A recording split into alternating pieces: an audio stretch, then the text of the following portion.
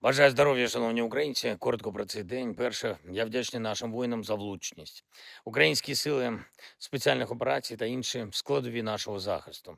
Є результати далекобійних санкцій, зокрема щодо регіону Каспійського моря протиракетного корабля, який може запускати калібри.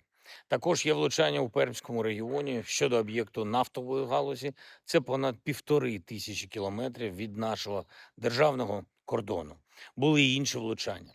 За даними нашої розвідки, результати наших відповідей по Брянському напрямку, по Туапсе, по деяким особливим нафтовим об'єктам Росії, результати задовільні для нас.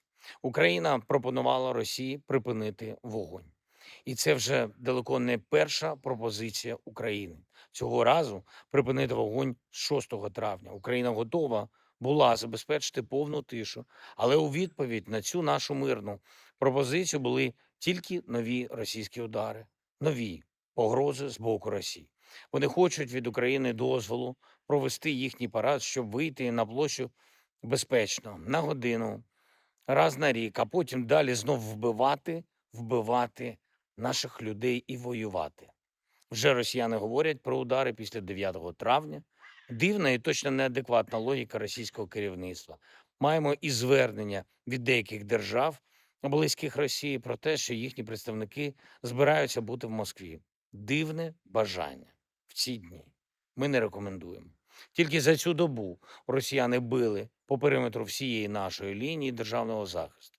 Від Чернігівщини до Миколаївщини були ураження потягів. Це звичайні цивільні потяги, жодного воєнного сенсу. Також росіяни били по енергетичним об'єктам та по звичайним житловим будинкам. Знову і знову. Українська позиція максимально прозора і чесна. Україна буде діяти дзеркально. Якщо б була тиша, то не було б українських далекобійних санкцій. Друге, важливе за сьогодні. Ми продовжуємо перемовини з представниками президента Сполучених Штатів Америки, з Віткофом і Кушнером.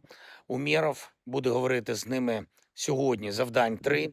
Гуманітарні речі. Дуже сподіваємось, що вдасться забезпечити обміни. Це дуже важливо. Наступне активізація дипломатичного процесу з Росією, хоча там в Росії тільки про удари і думають. Ми думаємо про наближення миру.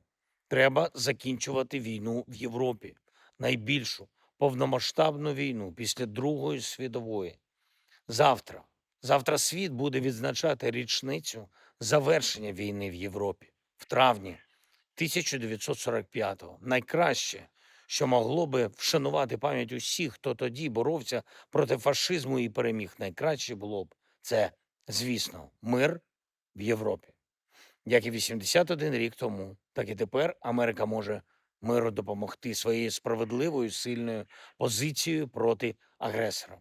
І важливо, що американський народ саме так ставиться до Росії зараз, як до агресора. Ще один компонент наших перемовин з представниками президента Сполучених Штатів – це безпекові домовленості, які можуть посилити наш захист життя. Ми обговорили з нашою дипломатичною командою завдання у роботі з партнерами на травень. Це вагомі речі. ППО – пріоритет. Стійкість України – пріоритет. Підтримка для наших людей – пріоритет. Слава Україні!